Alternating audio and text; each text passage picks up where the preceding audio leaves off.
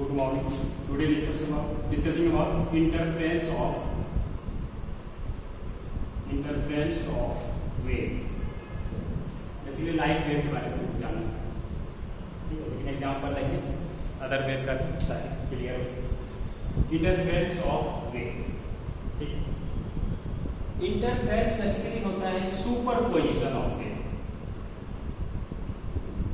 Superposition of wave, two wave, minimum two wave होना तभी तो इंटरफेरेंस है क्या, सिंगल वेव इस पर क्या संभव। तो इंटरफेरेंस हो गया क्या, सुपरपोजिशन ऑफ वेव, सुपरपोज किया, ओवरलैप करने के, मर्ज करना है दूसरे, ठीक है। तो ये सुपरपोज करने के लिए, सुपरइम्पोज करने के लिए अगर मान लो दो वेव है, एक वेव है लाइट का वेव है, ये दूसरा वेव है,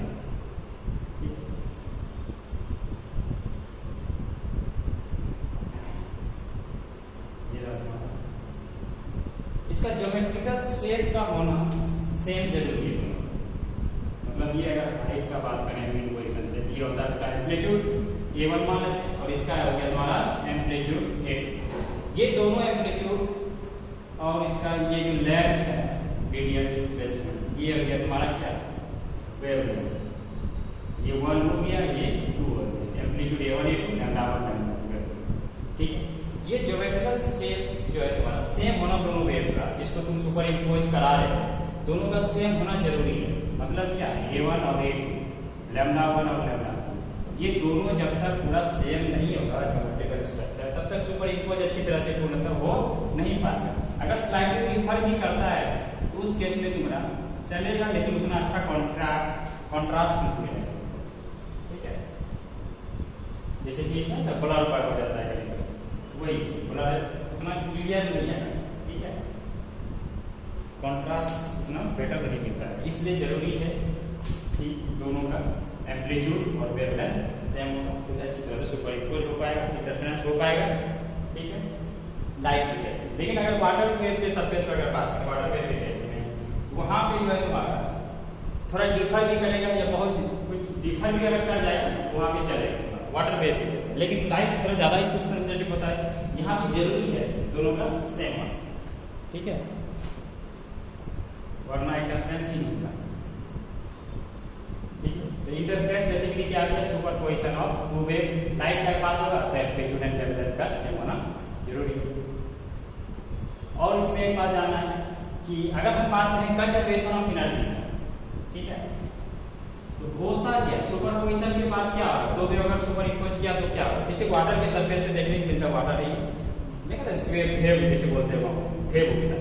वेव मान लो एक वेव का उसको ऊपर जाना चाहता है, उसी टाइम में मान लो दूसरा राइट है वो मान लो वो भी ऊपर जाना चाहता है। जब दोनों एक साथ एक सेम इंस्टेंट ऑफ टाइम में दोनों सुपर इम्पोज करेगा तो क्या होगा, और ऊपर चला जाएगा। नहीं, अगर मान लो एक वेव जिसमें ऊपर जा रहा है तो उसी समय दूसरा वेव वो भी ऊपर जाना चाहता है और ऊपर चला जाएगा सुपर इम्पोज करने के बाद, क्योंकि ये भी ऊपर जाना चाह रहा है, दूसरा भी उसी टाइम ऊपर जाना चाहता है और ऊपर जाएगा, इसलिए वहां पे एम्पलीट्यूड तुम्हारा बढ़ जाएगा, एम्पलीट्यूड तुम्हारा बढ़ जाएगा, ठीक है।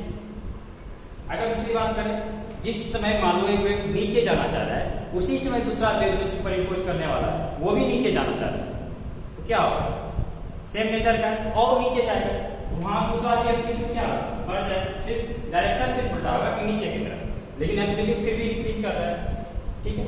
अगर बात करें तीसरा केस, अगर मान लो एक वेव ऊपर जा रहा था जिस समय एक वेव ऊपर, उसी समय दूसरा वेव नीचे जा रहा है और same instant of time super impose कर रहा है, ठीक, सुपर इम्पोज किया तो क्या होगा, एक ऊपर दूसरा नीचे, तो कैंसिल आउट हो जाएगा ना, अपोजिट है, तो कैंसिल आउट होकर के क्या हो जाएगा, फाइनली एम्पलीट्यूड घटा देगा, जिसका बड़ा होगा उसका इफेक्ट दिखेगा, एम्पलीट्यूड क्या हो जाएगा, वहां पे नेट मेजरमेंट जो होगा वो क्या होगा, सुपरपोजिशन के बाद जो होगा उसका एम्पलीट्यूड घट जाएगा, और एम्पलीट्यूड अगर घटा तो हम जानते हैं कि ये इंटेंसिटी जो है हमारा, इंटेंसिटी जो है डायरेक्टली प्रोपोर्शनल किसके होता है, एम्पलीट्यूड, एम्पलीट्यूड का बढ़ना मतलब क्या, इंटेंसिटी का बढ़ना, ना कि एनर्जी, इंटेंसिटी का बढ़ना, इसका घटना मतलब क्या, इसका घटना, ठीक है। इसका मतलब इंटेंसिटी तुम्हारा बढ़ जाएगा। इंटेंसिटी बढ़ने का मतलब क्या, अगर लाइट का बात करें, लाइट के केस में इंटेंसिटी का बढ़ना और घटना क्या मतलब है,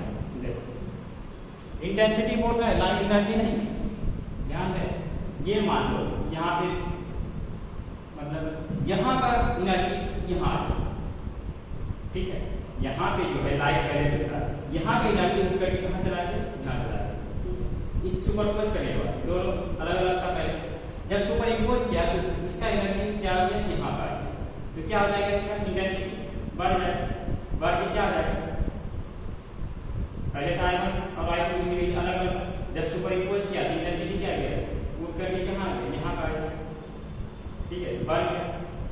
इंटेंसिटी क्या हो गया तुम्हारा, बढ़ गया, नहीं, क्योंकि यहाँ पे जो एनर्जी था वो क्या हो गया, वो करके यहाँ आया, इंटेंसिटी का ना एम्पलीट्यूड चेंज कर दिया ना, एम्पलीट्यूड का बढ़ गया, मतलब क्या हुआ, ब्राइटनेस बढ़ गया, इंटेंसिटी था ना डायरेक्टली प्रोपोर्शनल टू एम्पलीट्यूड का, इसका एम्पलीट्यूड सुपरपोजिशन के बाद मान लो बढ़ा, इंटेंसिटी भी बढ़ा, और इंटेंसिटी अगर बढ़ा इसका मतलब क्या हुआ, वहाँ जो है अगर लाइट का बात करेंगे तो वहाँ पे ब्राइटनेस इंटेंसिटी जो है लाइट ब्राइटनेस क्या होगा, ज्यादा होगा, और ब्राइटनेस ज्यादा होगा इसका मतलब क्या होगा, वहाँ पे कहीं से क्या आ गया, वहाँ पे ब्राइटनेस ज्यादा कैसे हो गया, कहीं से आया होगा ना, मान लो कि यहाँ से उठ के यहाँ चला गया, ठीक है, यहाँ से जितना था उतना ही यहाँ है, अभी भी एनर्जी दोनों का अगर से मिला देंगे तभी भी क्या रहेगा, सेम रहेगा, सिर्फ क्या होता है रीडिस्ट्रीब्यूट हो जाता है, यहाँ रुक करके यहाँ, लेकिन टोटल एनर्जी का बात करेंगे तो क्या रहेगा, ओवरऑल एनर्जी वही रहेगा, सिर्फ क्या होता है रीडिस्ट्रीब्यूट हो जाता है, कहीं एनर्जी उठ के कहीं आ गया, जहाँ से उठ के गया यहाँ पे क्या आ जाएगा, इंटेंसिटी घट जाएगा, और यहाँ जहाँ पर आया वहाँ पे इंटेंसिटी बढ़ जाएगा, ब्राइटनेस ज्यादा होगा अगर लाइट की बात करें तो इस तरह से होता है, लेकिन टोटल एनर्जी अभी भी क्या रहेगा, वही रहेगा, टोटल एनर्जी जो है कंप्लीट वही रहेगा, ठीक है। मतलब कंजर्वेशन ऑफ एनर्जी है यहाँ भी वैलिड है तुम्हारा, ठीक है, एनर्जी नहीं घट बढ़ता, क्या होगा इसमें, इंटेंसिटी घट बढ़ता है। तो मतलब कर सकते हैं अगर कंप्लीट फेरो इंटरफेरेंस को डिफाइन करना होगा तो क्या बनाएंगे, इंटरफेरेंस क्या हो गया एक तरह से रीडिस्ट्रीब्यूशन ऑफ एनर्जी, नहीं superposition of two the interference it is the phenomenon of redistribution of energy after the superposition of two waves having same amplitude and same wavelength, ये हुआ तुम्हारा डिफिनेशन लाइट के केस में, क्योंकि light के case में ये दोनों का होना सेम जरूरी है। तो क्या हो गया, the phenomenon of redistribution of energy after the superposition of two waves having same amplitude and wavelength, same wavelength, ठीक है, ये हो गया तुम्हारा इंटरफेरेंस का डिफिनेशन। लेकिन कंजर्वेशन ऑफ एनर्जी ध्यान रहे यार, वही है एनर्जी चेंज घट बढ़ नहीं रहा, इंटेंसिटी घट बढ़ रहा है, लाइट क्लियर। यहाँ भी लाइट के केस में भी वही होगा, बात दो ही बात होगा, या तो एम्पलीट्यूड सुपरपोजिशन के बाद बढ़ेगा या तो घटेगा, ठीक है। मतलब अब आता है टाइप ऑफ इंटरफेरेंस, टाइप, ये बेसिकली तुम्हारा दो ही तरह का हो सकता है, नहीं दो तरह का, या तो एम्पलीट्यूड बढ़ेगा, नहीं अब इंटेंसिटी जाके प्रोपोर्शनल टू एम्पलीट्यूड बढ़ेगा, इंटेंसिटी भी बढ़ेगा, या तो इंटेंसिटी घटेगा, क्योंकि एम्पलीट्यूड या तो बढ़ेगा या तो घटेगा, तो इसी तरह से इंटेंसिटी भी या तो घटेगा तो बढ़ेगा, तो दो तरह के बनेगा, एक बनेगा क्या कंस्ट्रक्टिव बोलते हैं, एक होता है डिस्ट्रक्टिव, ठीक है, एक हो गया तुम्हारा कंस्ट्रक्टिव, दूसरा हो गया डिस्ट्रक्टिव। कंस्ट्रक्टिव नाम से ही है, कंस्ट्रक्टिव ज्यादा वहां पे इंटेंसिटी हाई होकर करेगा, ये कब पॉसिबल, जब क्या हो, ये वेव एक है तुम्हारा, दूसरा लाइट का बात हो, जाहिर सी बात है एम्पलीट्यूड जो है क्या होगा, दोनों का सेम होगा, और वेवलेंथ भी क्या होगा, दोनों का सेम होगा, तभी कर पाएगा, ये हो गया। अगर जब सुपर इम्पोज करेगा तुम्हारा तो क्या होगा, फाइनल एम्पलीट्यूड बढ़ जाएगा, क्योंकि यहाँ क्रेस्ट के साथ कर रहा है और ट्रफ के साथ कर रहा है, नहीं मीटिंग पॉइंट क्या है, दोनों कॉमन सेम है, नहीं क्रेस्ट के साथ ट्रफ के साथ, ये क्या होगा, मतलब क्या, जिसमें ये ऊपर जा रहा है उसी में ये भी ऊपर जा रहा है, तो और ऊपर चला जाएगा, नहीं एम्पलीट्यूड क्या हो जाएगा, A1 प्लस A2 दोनों क्या हो जाएगा, जुड़ जाएगा तुम्हारा, बढ़ जाएगा। इंटेंसिटी देखो, एम्पलीट्यूड बढ़ा इसका मतलब क्या है, एम्पलीट्यूड बढ़ा मतलब इंटेंसिटी बढ़ा, और इंटेंसिटी बढ़ा तो क्या होगा, ब्राइटनेस आएगा, नहीं ब्राइटनेस आ जाएगा, कंस्ट्रक्टिव करेंगे इसके अंदर। दूसरा क्या है डिस्ट्रक्टिव, ये कब, जब क्या यहाँ पे क्या रहा था, क्रेस्ट क्रेस्ट के साथ ट्रफ के साथ। मीटिंग पॉइंट क्या था? Common centre. यहाँ पे क्या होगा? एक का क्रेस्ट दूसरे का,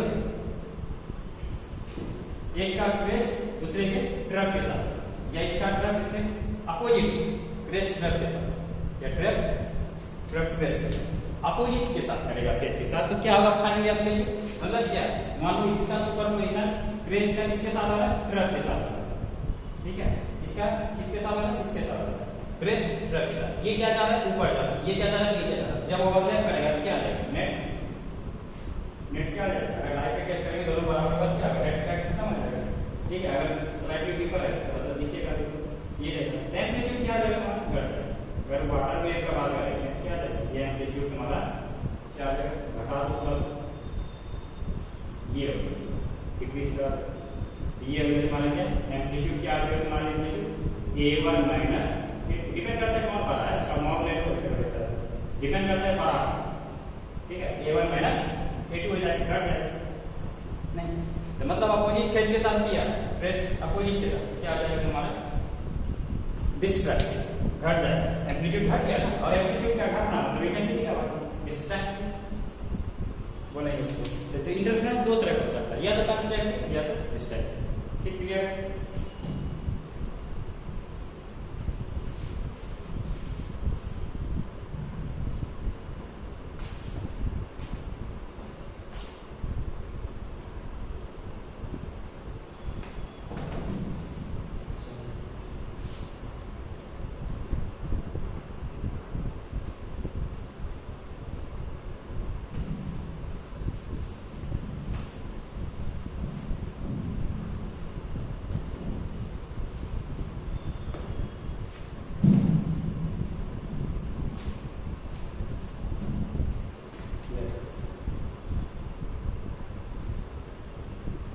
देखो इंटरफेरेंस हो गया क्लियर। टाइप के बारे में दो तरह का दिखा रहा है टाइप, कंस्ट्रक्टिव और डिस्ट्रक्टिव। कंस्ट्रक्टिव में देखो सेम चीज, क्रेस्ट क्रेस्ट के साथ ट्रफ के साथ एम्पलीट्यूड बढ़ा। ठीक है, एम्पलीट्यूड बढ़ा, ठीक है, दोनों तरफ बढ़ा। एम्पलीट्यूड बढ़ा मतलब इंटेंसिटी बढ़ा। यहाँ पे क्या होता है? अपोजिट के साथ करता है, क्रेस्ट ट्रफ के साथ। देखिए ना, इसका क्रेस्ट से ट्रफ के साथ करता है। जिसमें मीटिंग पॉइंट आता है, सुपरइम्पोज करता था, उस समय का बात होता है कि जिस समय मीटिंग पॉइंट था उसमें इसका किसके साथ हो रहा है? इसका होगा तो कैसा होगा? घट जाएगा। ठीक है, ऐसा। अगर दोनों बराबर होता है, ये लाइट का बात करें दोनों बराबर होगा तो क्या होगा? कैंसिल आउट डार्क हो जाता है। नहीं, अगर बात करते हैं अगर a1 a2 बराबर हो जाता है, a1 इक्वल टू a2 तो क्या होता है? कैंसिल आउट नहीं हो जाता है। a1 माइनस a2 करते क्या होता है? जीरो हो जाता है। जीरो मतलब क्या? एकदम फुल्ली डार्क, जरा सा भी लाइट। ठीक है, तो गया कहाँ? एनर्जी गया कहाँ? कहीं और चला गया। नहीं, मैंने यहाँ का बुक करके कहीं और चला गया। कहाँ चला गया? यहाँ गया। जो यहाँ से उठा वही यहाँ आया, लेकिन टोटल एनर्जी क्या है? वही कंजर्वेशन एनर्जी रहेगा भाई, एनर्जी वही इंटेंसिटी से रीडिस्ट्रीब्यूट हो जाता है। उसके बाद कंडीशन ये कब हुआ? When the wave meets a point with the same phase, constructive interference is obtain. Clear है? यहाँ क्या बोला? When the two wave meets A point with opposite phase. ठीक है, डिस्ट्रक्टिव इंटरफेरेंस अपोजिट फेज तो सिंपली एंगल।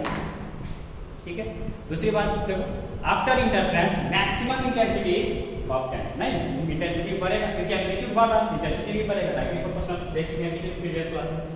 यहाँ देखो after interference minimum intensity is obtain. घट गया ना एम्पलीट्यूड, इंटेंसिटी भी तुम्हारा घट जाएगा। ठीक है, उसके बाद है तुम्हारा देखो ब्राइट फ्रिंज। देखेंगे ये डबल स्लिट एक्सपेरिमेंट आएगा जब इंटरफेयर करता है तो स्क्रीन पे देखा गया क्या? Alternate dark bright dark bright dark bright एक पैटर्न मिलता है। क्यों बनता है दिखाएंगे एक्सपेरिमेंट करके। ठीक है, अल्टरनेट डार्क ब्राइट एक पैटर्न मिलता है। ठीक है, वही बोल रहा है अगर ये केस है तो कल क्या होगा? ब्राइट फ्रिंज मिलेगा। ठीक है, ब्राइट फ्रिंज मिलेगा। ये अगर स्क्रीन है ये क्या मिलेगा? ब्राइट डार्क अल्टरनेट मिलेगा। ये अगर मान लो डार्क है ये ब्राइट होगा, फिर ये क्या होगा? अल्टरनेट ब्राइट डार्क मिलता है। ठीक है, तो वही बोल रहा है ब्राइट फ्रिंज लिखी चीज है, स्लैश बैंड पैटर्न और ऑप्शन।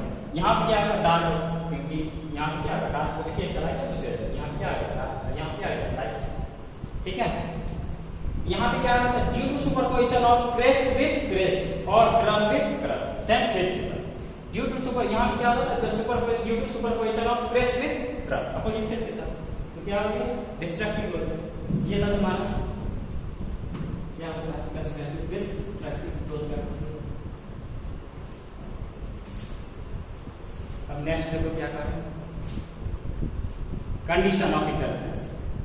देखो ये कंडीशन लाइट के लिए बहुत इंपॉर्टेंट है, लाइट के केस में जो बहुत इंपॉर्टेंट है कंडीशन। क्या कंडीशन है इंटरफेरेंस, ठीक है। इंटरफेरेंस लाइट के केस में नहीं करता है, कोई ज्यादा सेंसिटिव होता है, उसको कराने के लिए उसका ज्योमेट्रिकल शेप करना बहुत जरूरी है, ठीक है। ज्योमेट्रिकल शेप मतलब वही एम्पलीट्यूड एंड लेवल। और इसके लिए जरूरी है सबसे पहले क्या होना, कोहेरेंट सोर्स का होना जरूरी। सबसे पहला कंडीशन क्या है, कोहेरेंट, कोहेरेंट मतलब क्या, सेम सोर्स। कोहेरेंट मतलब सेम सोर्स। सेम सोर्स, दो अगर सोर्स है भी तो वो दोनों सेम होना चाहिए आपस में। कैसे सेम बनाएंगे, कोहेरेंट सोर्स कैसे बनाते हैं दिखाएंगे आगे, लेकिन कोहेरेंट का मतलब हो गया सेम सोर्स। अगर सेम सोर्स होगा तो सब चीज सेम होगा, उससे जो वेव निकलेगा सारा चीज क्या होगा, एम्पलीट्यूड वेवलेंथ सब चीज क्या होगा, फ्रीक्वेंसी सब क्या होगा, सेम होगा। चाहे वो एम्पलीट्यूड बोलो, वेवलेंथ बोलो या फ्रीक्वेंसी बोलो, सारा क्या होगा, सेम होगा। कोहेरेंट सोर्स, ठीक है। तो कोहेरेंट अगर सेम सोर्स है तो उस कंडीशन में जो वेव निकलेगा तुम्हारा सब क्या निकलेगा, सेम नेचर का होगा, एक जैसा होगा। तो क्या होगा, ये आपस में जो है कांस्टेंट फेज रिलेशनशिप दिखेगा, कांस्टेंट फेज रिलेशनशिप, ठीक है। जो फेज में ये है उस फेज में मान लीजिए अगर नहीं भी है, मान लो थोड़ा सा ये आगे चल गया है बिगिनिंग से स्टार्टिंग से, तो क्या फिर भी जो है एक बार जो हो गया फेज में डिफरेंस वही लाइन तक भी रहेगा, ठीक है। शुरू से लेकर लास्ट तक फेज का डिफरेंस क्या होगा, बिगिनिंग टू एंड तक सेम रहेगा। क्या फेज डिफरेंस, फेज नहीं, फेज में डिफरेंस जो है वो सेम होगा। जो डिफरेंस है दोनों में उसका हम बात कर रहे हैं, ठीक है, वो कांस्टेंट है। बिगिनिंग में अगर एक बार हो गया फेज में डिफरेंस कुछ मान लो तो वो वही रहना चाहिए, चेंज नहीं करना चाहिए, ठीक है। अब बात होता है कि दो अगर कोहेरेंट सोर्स है तो फेज में डिफरेंस कैसे है, ठीक है, ये भी तो बात होता है। अगर कोहेरेंट सोर्स है सेम ही है तो फेज में डिफरेंस कहां से हो रहा है, ये हो जाता है जब कंस्ट्रक्ट करते हैं। अगर लाइट का अगर बात करें, अगर मान लो दो कोहेरेंट सोर्स बना के दिखा रहे हैं, छोटा सा देखो क्यों, अगर कोहेरेंट सोर्स है तो फिर तुम्हारा फेज दोनों फेज में डिफरेंस है, कांस्टेंट फेज डिफरेंस कहां से आता है, कैसे आता है, देखो मान लो ये लाइट का वेव, ठीक है, इससे वेव निकलना है तो इस तरह से ध्यान से देखो, ठीक है, ये वेव निकल रहा है इस तरह से, एक वेव मान लो इधर निकल रहा है इस तरह से, ठीक है, सेम निकलेगा, कुछ बड़ा छोटा है, लैम्डा सेम एकदम होना चाहिए, तब ना। देख अगर यहाँ पे हम होल कर देते दो होल कर देते, ये पहले सोर्स था, यहाँ पे ये क्या था तुम्हारा पूरा एक मान लो बुक है कुछ, उसने दो होल कर दिए यहाँ पे और यहाँ पे, ध्यान से देखो ये दोनों के बीच क्या है तुम्हारा, कोई फेज का डिफरेंस नहीं, सेम डिस्टेंस यहाँ से निकला दोनों वेव्स एक साथ, क्योंकि ये सोर्स है ना, एक साथ निकला एक जैसा ऐसा, यहाँ पे जो निकलेगा दोनों एक साथ, कोई फेज में डिफरेंस नहीं। फेज में डिफरेंस क्या है, जीरो, कोई फेज में डिफरेंस है क्या, नहीं, ये भी यहाँ से स्टार्ट हो रहा है सेम फेज में। लेकिन अगर सपोज करो ये जो स्लिट है तुम्हारा, ये अगर मान थोड़ा सा तिरछा हो जाता है, ठीक है, यहाँ पे देखना दूसरा स्लिट बनाना है, ये थोड़ा सा मान लो अगर ये पूरा इस तरह से नहीं ले पाए सिमेट्रिकली, कुछ मान लो इस तरह से हो जाता है, इस तरह से, ठीक है। और यहाँ पे होल है, देखिए यहाँ पे होल है, यहाँ पे देखो, अब देखो ये है यहाँ जीरो पे, ये है तुम्हारा इतना सा चल चुका है, नहीं ये इतना सा से तुम्हारा क्या आ जाएगा, फेज में डिफरेंस है। अब जो ये आ गया, अब इसके बाद से सब कॉमन है, इसके बाद से सब चीज तो वही है, लेकिन यहाँ इतना सा का ये जो है फेज में डिफरेंस ला दिया, नहीं ये जो इतना से क्या है फेज में डिफरेंस ला दिया 5, वहाँ दोनों फेज में डिफरेंस आ गया, क्योंकि ये स्टार्ट हो रहा है देखो यहाँ से, लेकिन ये स्टार्ट होता है हमारा कहाँ से, यहाँ से, तो इस पास से अगर देखेंगे ये यहाँ से आता हुआ दिखेगा, ये यहाँ से देखा, इतना से फेज में डिफरेंस दिखा, ये वही है, डिपेंड करता है इसका लोकेशन इस तरह से सिमेट्री है या नहीं। अगर सिमेट्री होगा तो कोई बात नहीं, फाइन क्या लगेगी। अगर सिमेट्री नहीं है, थोड़ा सा अगर हो गया इधर तो फिर भी डिफरेंस को देगा। हाँ, एक बार जब मीनिंग में हो दी गया, अब लाइन तक भी वही रहेगा, क्योंकि ये सेम है। उसके बाद से तो साथ साथ कॉमन हो गया, उसके बाद जो हो गया एक बार डिफरेंस यहाँ पे थोड़ा सा हो गया, अब उसके बाद तो सब कॉमन चलेगा। ये दो कोहेरेंट सोर्स देखो, ये S1 S2 दोनों क्या है, कोहेरेंट सोर्स है, काला है, क्योंकि दोनों क्या है, सेम ही ओरिजिन क्या है, दोनों एक ही है ना, कोहेरेंट सोर्स था। लेकिन फिर भी क्या है, फेज में डिफरेंस हो सकता है। ठीक है,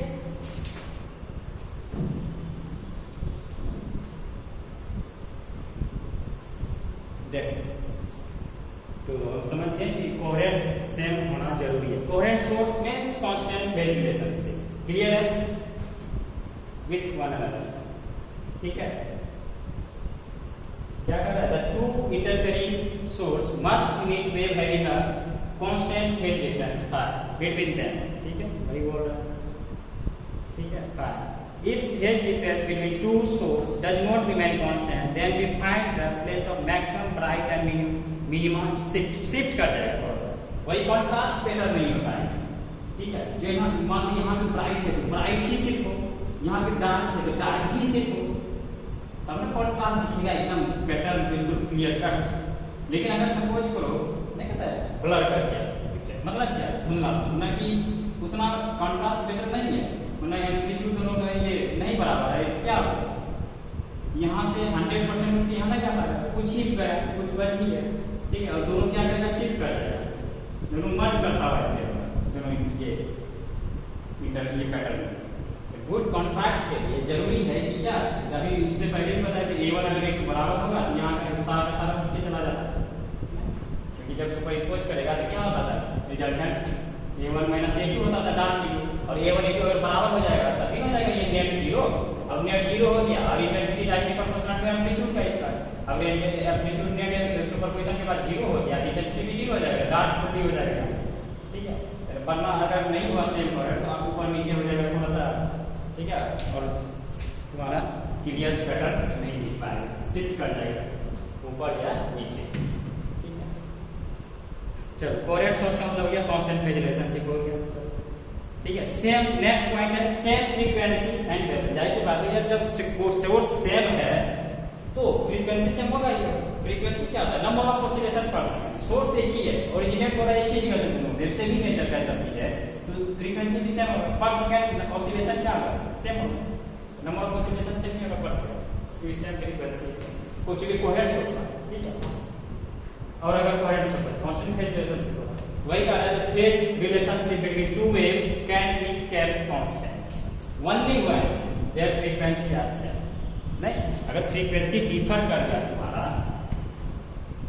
अगर फ्रीक्वेंसी तुम्हारा डिफर कर जाएगा, मान लो एक का फ्रीक्वेंसी है, कोहेरेंट सोर्स नहीं, फ्रीक्वेंसी तो अलग होगा। मान लो फ्रीक्वेंसी एक का मान लो 50 है, नहीं पर सेकंड क्या 50 नंबर ऑफ साइकिल, दूसरा का मान लो 60 है, तो ये क्या हो गया, ये 50 पर एक सेकंड में 50 मारता है, ये एक सेकंड में 60 साइकिल मार कंप्लीट कर देगा, वेव बना रहा है। नहीं, तो ये 50 नंबर ऑफ साइकिल हो गया, ये 60 नंबर ऑफ साइकिल न पर सेकंड 10 एक्स्ट्रा ये चल रहा है। तो या तो लीड, ये क्या कर गया, लेग कर गया, ये लीड कर गया, लीड या लेग हो जाएगा, नहीं आगे पीछे जाएगा ना। तो इस तरह से तब फिर डिफरेंस दिखने लगेगा, पर सेकंड दो साइकिल नंबर ऑफ साइकिल का हो जाएगा।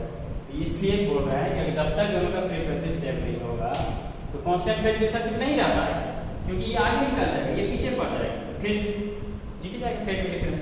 हर एक second 10 number of cycle increase कर जाएगा, इसका आगे निकलता जाएगा, हर एक सेकंड में 10 निकलेगा, फिर अगले सेकंड में फिर 10 आगे निकल जाएगा। तो कांस्टेंट फेज रिलेशनशिप रहने के लिए जरूरी है क्या, सेम फ्रीक्वेंसी। ठीक है, वही बोल दिया, और वेवलेंथ भी सेम होना चाहिए। अगर कोहेरेंट सोर्स है, वेवलेंथ भी क्या आ जाएगा हमारा, सेम हो जाएगा।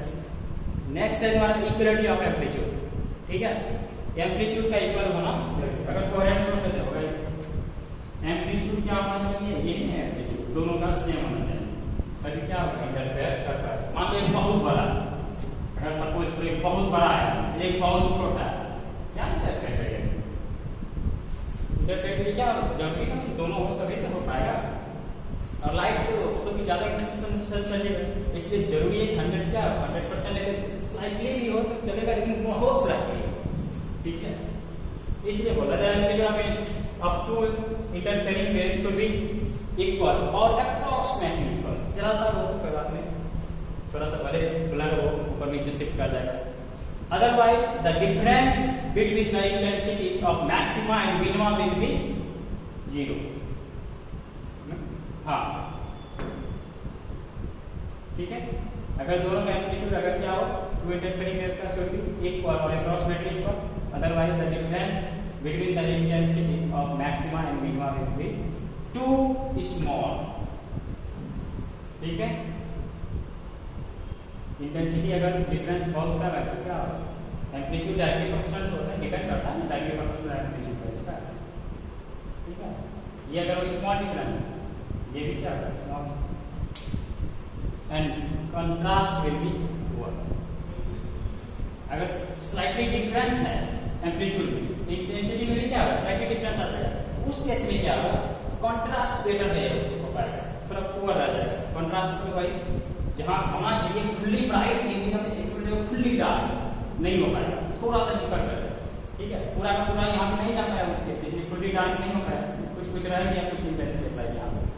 ठीक है, अगर फुल्ली रूप से एम्पलीट्यूड दोनों का इक्वल हो जाएगा, फुल्ली रूप से चला जाएगा, क्योंकि A1 माइनस A2 करेंगे 0 हो जाएगा ना, डार्क 0 हो गया तो इंटेंसिटी यहाँ पे क्या आ जाएगा 0, फुल्ली डार्क फुल्ली ब्राइट क्या कॉन्ट्रास्ट पैटर्न दिख है कट दिख है।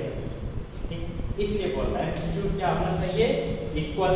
अगर स्लाइटली डिफर करेगा एम्पलीट्यूड में तो इंटेंसिटी में भी स्लाइटली डिफर कर जाएगा। ठीक है, डायरेक्टली प्रोपोर्शनल में इस कंडीशन में क्या होगा तुम्हारा कंट्रास्ट पुअर हो जाएगा, इतना अच्छे से दिखेगा नहीं। Maximum contrast is obtained when A1 बराबर A2। क्लियर है, यहाँ पे स्मॉल a से करते हैं एम्पलीट्यूड को।